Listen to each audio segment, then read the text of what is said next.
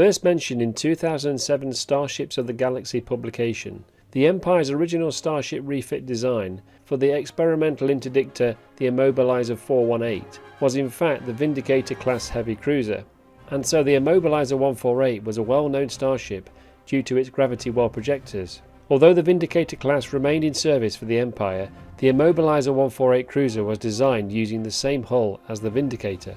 Its wedge superstructure resembled closely to the appearance of the Imperial class Star Destroyer, which would also instill fear into insurgents attempting to oppose the Empire. Originally manufactured by Sinar Fleet Systems at a reasonable cost of 10.4 million credits, compared to an Imperial class Star Destroyer of 150 million credits, the Vindicator Heavy Cruiser was relatively inexpensive to build, but also their versatility and firepower ensured they were a useful substitute for a Star Destroyer. For those reasons, the Empire's Imperial Navy utilised the Vindicator class to bolster the Imperial fleets, where there was a shortage of Imperial class Star Destroyers as a standard multi-role cruiser. They were designed to replace the outdated Dreadnought class Heavy Cruiser, which had previously been the preferred backup warship to Imperial Star Destroyers. However, the Dreadnought class Heavy Cruiser had become overly heavy on crew requirements, and its technology had been superseded by new ship designs. The Vindicator was also assigned as an escort or patrol vessel, but more importantly, they were large enough to be sent on important missions as a single vessel. At a length of 600 metres, it was a comparable replacement for the ageing Dreadnought Heavy Cruisers and larger than cruisers and frigates utilised by the Empire, such as the Strike class, the Carrack class, the Lancer class and the DP-20 frigate, although the Vindicator class was 300 metres shorter than a Victory class Star Destroyer. The Vindicator, for a light warship, held an impressive amount of standard armaments, including 25 light turbo lasers on its port and starboard, 20 light quad turbo laser cannons covering part of its dorsal and hull for ship-to-ship combat against large vessels, 10-point defence laser cannons spread out across the ship's port and starboard, including 10-point defence light ion cannons for defence against starfighter attacks, and 3 tractor beam projectors to capture small enemy vessels attempting to escape, which were positioned at the ship's bow. The ship also held deflector shield generators to create particle and ray shields, and its shield rating matched the Dreadnought Heavy Cruiser ratings of 1920 SPD and the hull rating of 1056 RU, making it a difficult ship in battle to defeat prior to structurally breaking up.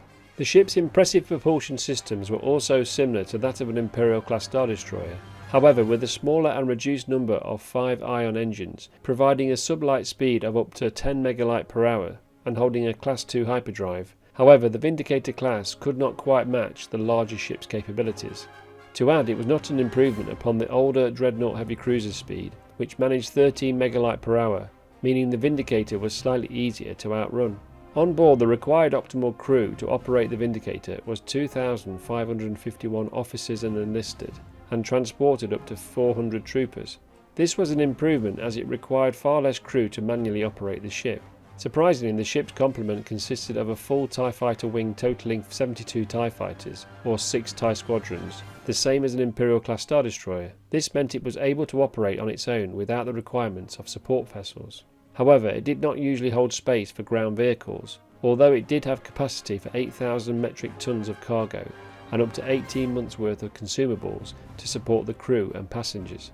Internally, the Vindicator was very similar to the Star Destroyer family, including its superstructure, deck arrangement, hangar bay and engineering section. However, the conning tower's appearance was similar to that of a Victory class Star Destroyer, with a wide and flat section to house the command bridge and the system control areas, where the vessel's Imperial officers and Navy technicians commanded and operated the ship. After the fall of Emperor Palpatine, many of the splintered Imperial remnant warlords opted to use smaller vessels like the Vindicator class, as these warships were still more than a match for most factions in the galaxy and costed less to operate.